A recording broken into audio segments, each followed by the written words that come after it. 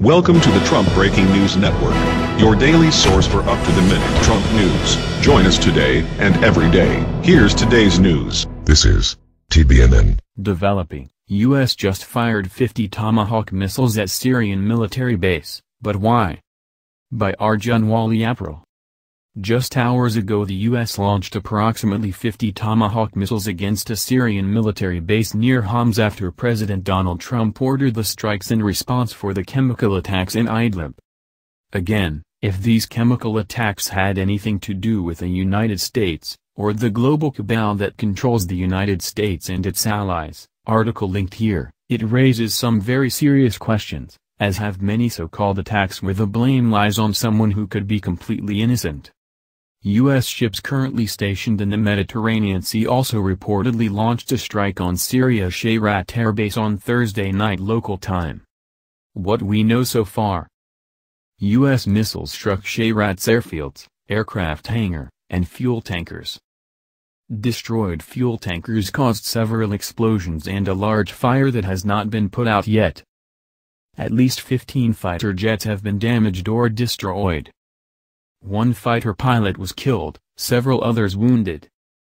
Russians were present at the airbase when it was attacked. According to U.S. President Donald Trump, on Tuesday, Syrian dictator Bashar al-Assad launched a horrible chemical weapons attack on innocent civilians.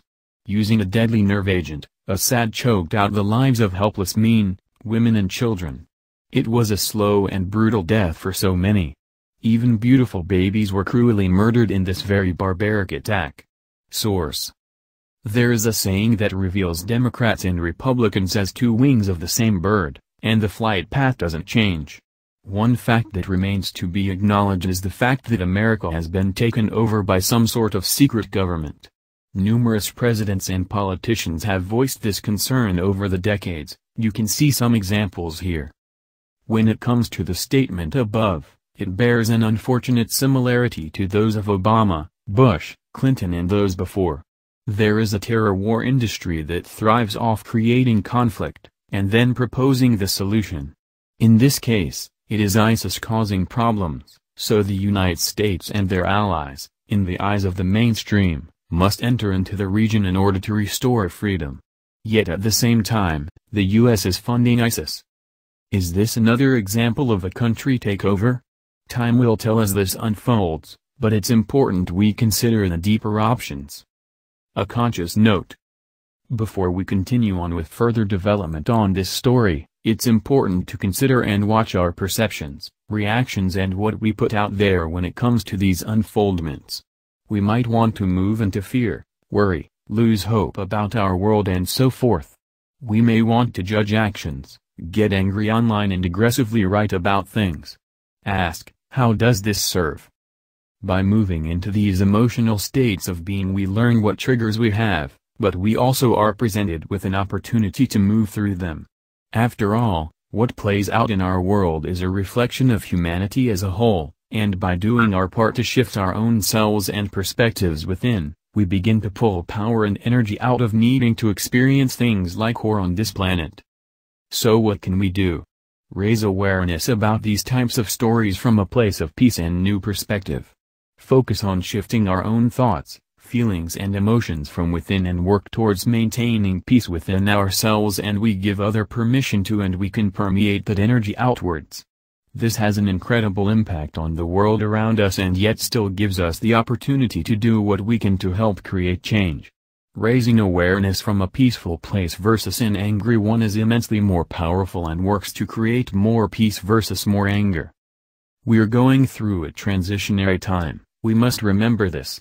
Humanity's challenges and dark night of the soul are playing out, and it's up to us to process it and move through it in new ways.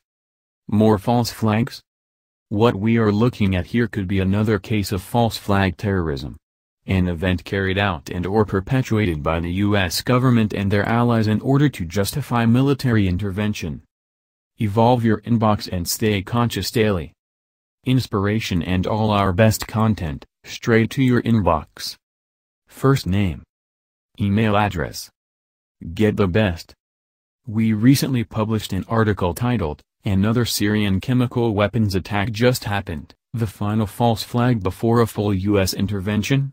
That goes into more detail and elaborates a little more on that.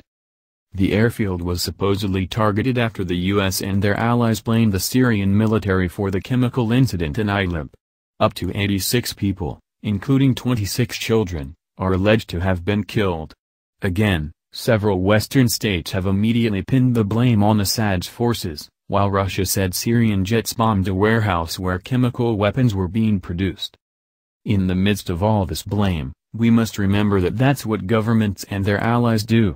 From the opposite perspective, here's a quote from Michel Chossudovsky, an award-winning author, professor of economics, emeritus, at the University of Ottawa, to balance out viewpoints.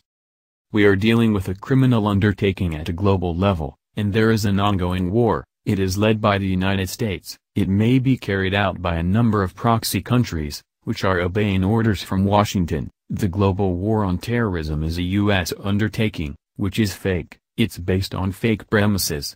It tells us that somehow America and the Western world are going after a fictitious enemy, the Islamic State, when in fact the Islamic State is fully supported and financed by the Western military alliance and America's allies in the Persian Gulf. They say Muslims are terrorists, but it just so happens that terrorists are made in America.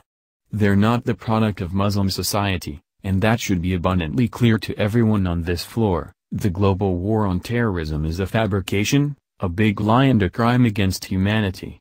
Source. It's important to critically think about these issues, look at opinions as well as documents and research to make our conclusions. We will continue to do that here as a conscious news source covering unfolding stories like this.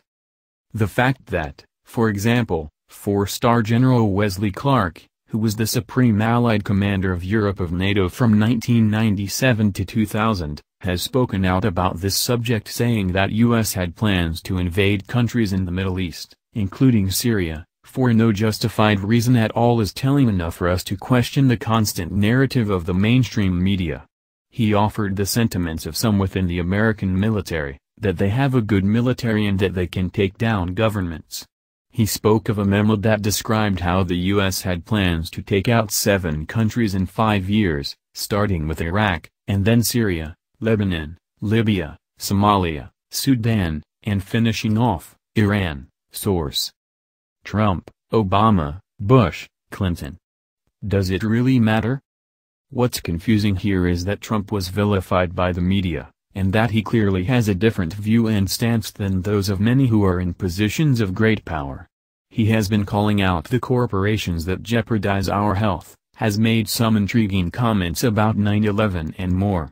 That being said, some of his picks and his support for a strong, beefed-up military follows in the core tradition of those who held the presidency before him. At the end of the day, let's remember what President Woodrow Wilson told us.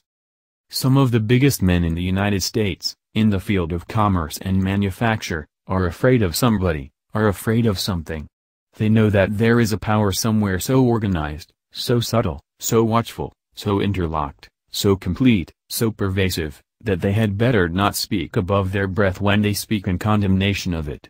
Source. One last one to hammer the point I'm trying to make home. Theodore Roosevelt, also former President of the United States. Political parties exist to secure responsible government and to execute the will of the people. From these great tasks both of the old parties have turned aside. Instead of instruments to promote the general welfare, they have become the tools of corrupt interests which use them impartially to serve their selfish purposes. Behind the ostensible government sits enthroned an invisible government, owing no allegiance and acknowledging no responsibility to the people. To destroy this invisible government, to dissolve the unholy alliance between corrupt business and corrupt politics is the first task of the statesmanship of the day. Source. JFK alluded to the same thing. It seems some presidents have no choice but to play by their rules, and it's hard to see that anyone can ever be put in that position without being and agreeing with the cabal, to some extent, but maybe not? It's hard to say. But let's see what unfolds. Subscribe here to continue hearing alternative and conscious perspectives on what's unfolding in our world. That's the news. Join us here every day. Be sure to subscribe and click the bell. See you next time. This is TBNN.